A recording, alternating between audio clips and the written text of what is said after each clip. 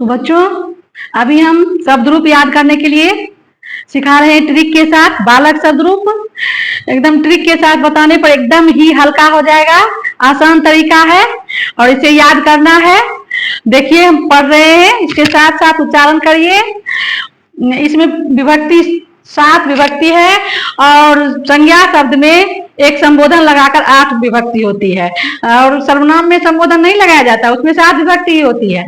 पर सर्वनाम जैसे बालक, राम, देव, ये इसमें संबोधन भी लगाया जाता है। तो प्रथमा विभक्ति प्रथमा, द्वितीया, तृतीया, चतुर्थी, पंचमी, षष्ठी, सप्तमी और संबोधन ऐसे पढ़ा जाएगा।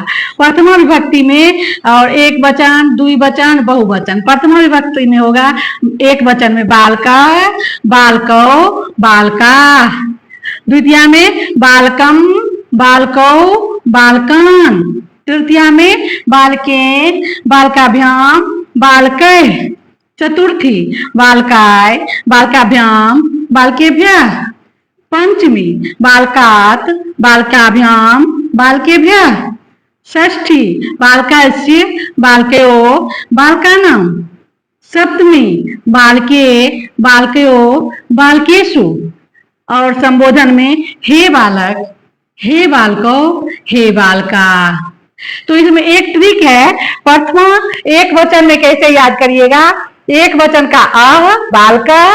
द्विवचन अम, बालकम। तृतीया में एन, बालकेन। चतुर्थी में आय, बालकाय। पंचमी में आत, बालकात। षष्ठी में अस्य, बालकस्य। सप्तमी में ए, बालके। और संबोधन तो हे बालक लगाया जाएगा। इसी तरह इसमें देव शब्द में भी, राम शब्द में भी। तो फिर से एक बार पढ़ के सुना देते हैं। प्रथमा एक वचन बालका, द्विवचन बालकौ, बहुवचन बालका। द्वितीया एक वचन बालकम, द्विवचन बालकौ, बहुवचन बालकन। तृतीया बालकेन। इस तरह से पढ़ते अब चले जाइएगा। बालकेन, बालकाभ्याम, बालकै, बालकाय, बालकाभ्याम, बालकेभ्यः। बालकात, बालकाभ्याम, बालकेभ्यः। बालकस्य, बालकयो, बालकानां। बालके, बालकयो, बालकेषु। हे बालक, हे बालकौ, हे बालका।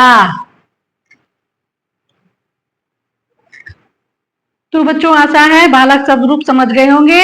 अब अगला शब्द रूप है अस्मद। यह सर्वनाम है। अस्मद माने मैं। इसका अनुवाद बनाने में बहुत प्रयोग होता है। अस्मद रूप का ये बोर्ड परीक्षा में भी पूछी जाती है कि अस्मद का चतुर्थी एक वचन बताइए।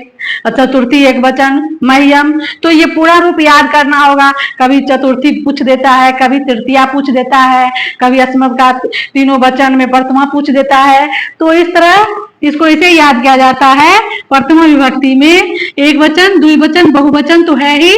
तो प्रथमा विभक्ति में अहम, आवाम, वयम। द्वितीया में माम, आवाम, अस्मान। तृतीया में मया, आवाभ्याम, अस्माभिः।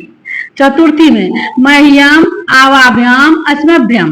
पंचमी में मत, आवाभ्याम, अस्मत्। षष्ठी में मम, आवयो, अस्माकम।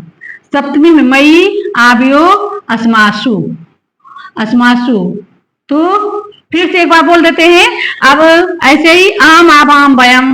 माम, आवाम, अस्मान। मया, आवाभ्याम, अस्माभिः। मह्यम, आवाभ्याम, अस्मभ्यम। मत, आवाभ्याम, अस्मत्। मम, आवयो, अस्माकम।